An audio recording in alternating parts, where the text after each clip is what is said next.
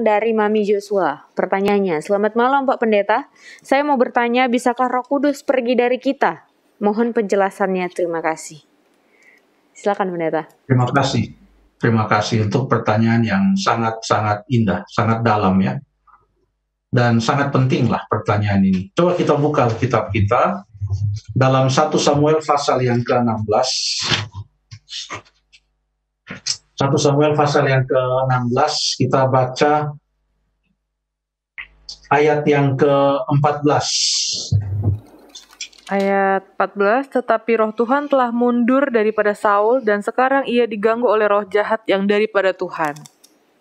Terima kasih. Kenapa dikatakan roh jahat yang daripada Tuhan? Oleh karena roh Tuhan sudah mundur.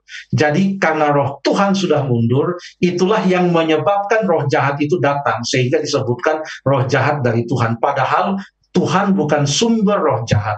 Tapi karena roh Tuhan sudah mundur. Jadi dalam cerita ini terjadi pada seorang yang bernama Saul. Raja Israel. Raja Israel. Roh Tuhan telah mundur daripadanya. Mengapa itu? Ada ceritanya di dalam pasal yang ke-15. Bahwa ia telah melawan Tuhan. Bahkan ada juga ceritanya dalam 1 Samuel pasal yang ke-13. Dia tidak taat, tidak setia kepada Tuhan, dia melawan Tuhan, dia tidak mengikuti perintah Tuhan, dan roh Tuhan mundur daripada Saul. Alkitab yang katakan.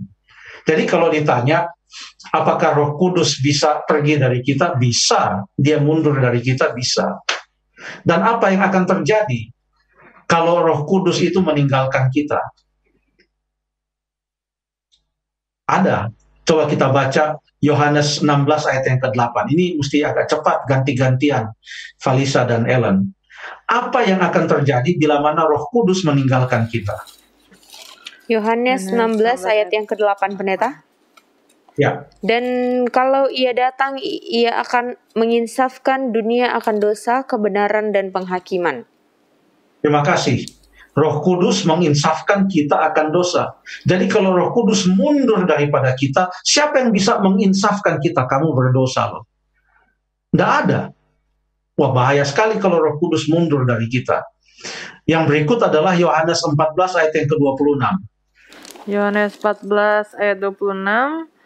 Tetapi penghibur, yaitu Roh Kudus yang akan diutus oleh Bapa dalam namaku, dialah yang akan mengajarkan segala sesuatu kepadamu dan akan mengingatkan kamu akan semua yang telah kukatakan kepadamu. Dia bukan hanya sekedar mengajar dan mengingatkan, tapi mengajar dan mengingatkan dengan pengaruh dan kuasa untuk menolong kita menerima dan menurut. Tapi kalau Roh Kudus itu sudah mundur daripada kita, kita kehilangan kuasa yang bisa menyanggupkan kita memahami kehendak Allah dan mentaati kehendak Allah. Roma 8 ayat 26 dan 27. Apa yang terjadi kalau Roh Kudus mundur dari kita? Roma 8 ayat 26 dan 27. Ayat 26, demikian juga Roh membantu kita dalam kelemahan kita, sebab kita tidak tahu bagaimana sebenarnya harus berdoa. Tetapi Roh sendiri berdoa untuk kita kepada Allah dengan keluhan-keluhan yang tidak terucapkan.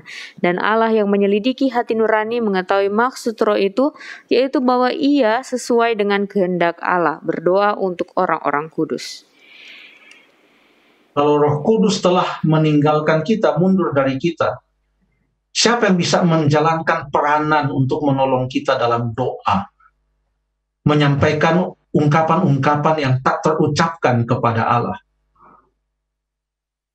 Kemudian yang berikut, 1 Korintus 12 ayat 10 dan ayat 11. 1 Korintus 12 ayat 10 dan ayat yang ke-11. 1 Korintus 12 ayat 10. Kepada yang seorang Roh memberikan kuasa untuk mengadakan mujizat, dan kepada yang lain ia memberikan karunia untuk bernubuat, dan kepada yang lain lagi ia memberikan karunia untuk membedakan bermacam-macam roh. Kepada yang seorang ia memberikan karunia untuk berkata-kata dengan bahasa roh, dan kepada yang lain ia memberikan karunia untuk menafsirkan bahasa roh itu. Ayat 11. Tetapi semuanya ini dikerjakan oleh Roh yang satu dan yang sama yang memberikan karunia kepada tiap-tiap orang secara khusus seperti yang dikehendakinya.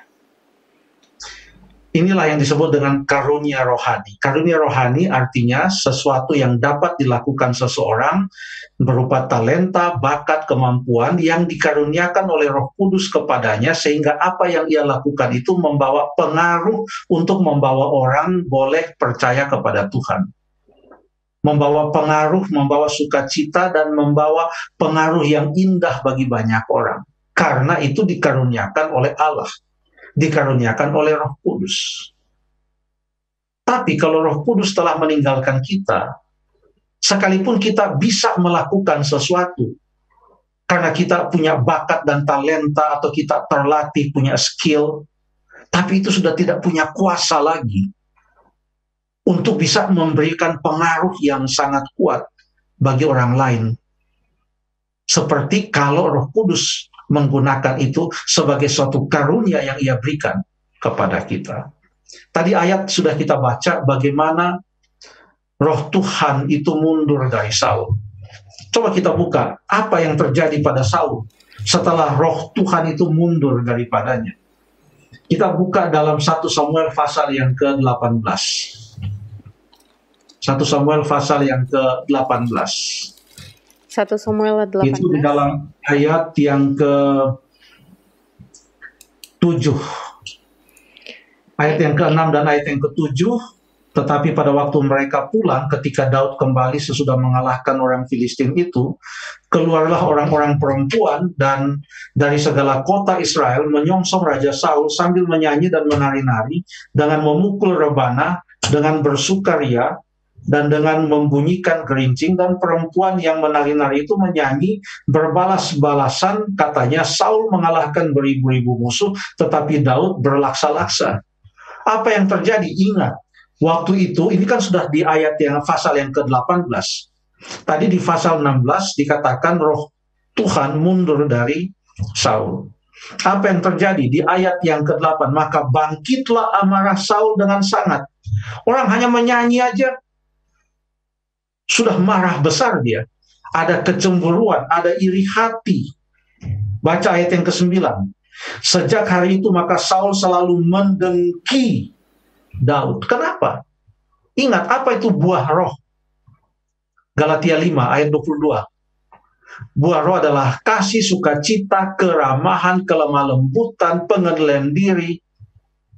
Tetapi sekarang Roh Kudus yang memberikan buah roh itu telah meninggalkan Saul, maka dia sudah kehilangan segala yang bisa membuat dia itu sebagai seorang raja yang penuh dengan roh. Dia marah, katanya. Bahkan ayat yang ke-9. Sejak hari itu maka Saul selalu mendengki Daud. Ada marah, ada dengki. Dalam rencana-rencananya, bahkan di dalam ayat yang ke-10, ayat 10 mengatakan, keesokan harinya roh jahat yang daripada Allah, saya sudah terangkan tadi apa artinya roh jahat yang daripada Allah, berkuasa atas Saul sehingga ia kerasukan di tengah-tengah rumah, sedangkan Daud bermain kecapi seperti sehari-hari. Adapun Saul ada tombak di tangannya. Saul melemparkan tombak itu karena pikirnya, baiklah aku menancapkan Daud ke dinding. Tetapi Daud mengelakkannya sampai 2 kali. Dia mau membunuh Daud. Bayangkan. Marah, dengki, mau membunuh dan lain sebagainya. Roh Kudus sudah meninggalkan dia. Lalu kemudian di ayat yang ke-12, Saul menjadi takut kepada Daud karena Tuhan menyertai Daud. Sedang daripada Saul, apa katanya? Ia telah undur. 1 Samuel 18 ayat yang ke-12. Dan itulah yang terjadi dalam hidup Saul. Jadi biarlah, sebagaimana dalam kitab Ibrani mengatakan, pada hari ini, bila mana kita mendengarkan suaranya, janganlah kita mengeraskan hati kita. Janganlah kita mengeraskan hati kita. Efesus 4 ayat yang ke-30. Janganlah mendukakan Roh Kudus Allah yang memeteraikan kamu menjelang hari Tuhan yang sudah dekat ini. Kurang lebih demikian. Terima kasih.